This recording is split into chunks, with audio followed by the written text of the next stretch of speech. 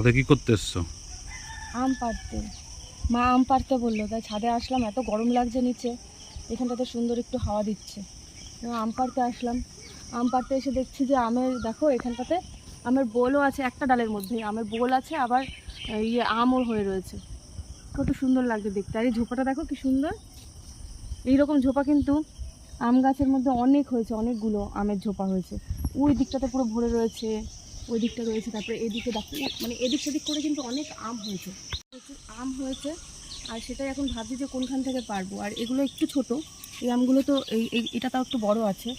এগুলো অনেক বড় বড় হয় তো, আর ফেটে যায়, বেশি বড় হয়ে গেলে ফেটে যায়, পাকে না। বেশি বড় হয়ে গেলে ফেটে যায়, পাকে না। এগুলো, এই আম পাকতে দেখিনি, আর পাকলে হয়তো স্বাদও লাগবে না। একটা আম পারি, একটা পারবো না দুটো পারবো।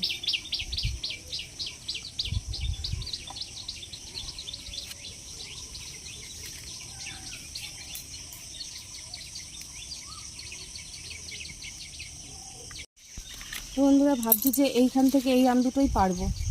এই আমগুলো এত টক হয় খেতে, ভীষণ টক হয়। তো এখান থেকে একটা পারি, এখান থেকে এই দুটো পেরে নিয়ে যাই। দুটো হয়েছে এটাতে, অনেকগুলো হয়েছিল, সব পড়ে গেছে। তো দুটো নিয়ে যাই।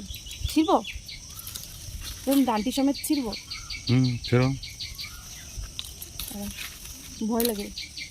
এই দেখো, এই আমগুলো সুন্দর একটা গন্ধ। এমনি এমনি এই ছালটার মধ্যে গন্ধ শুকলে খুব সুন্দর একটা গন্ধ পাওয়া যায়, টক টক মতন, যে আমের ফ্লেভারটা সেটা পাওয়া যায়। আমগুলো কিন্তু খেতেও ভালো। আমি উর্ফি জাভেদের মতন করবো, হ্যাঁ, দুটো কানের করবো। এই আমগুলো বেশ ভালো হবে। আর আশফলগুলো সব শেষ, পুরো একদম শেষ হয়ে গেছে। তো এই জামগুলো পাড়া হয়ে গেছে, এবার যাই মাকে দিয়ে দিই। মা কী করবে আমি জানি না, হয়তো টক রান্না করবে কিংবা ডাল। এগুলো ওই খাওয়ার জন্য, তাছাড়া এমনি খাওয়া যায় না। আর মাখিয়ে যদি খাওয়া যেতে পারে সেটা ভালো লাগে। তো মাকে এগুলো দিয়ে আসি। টাটা।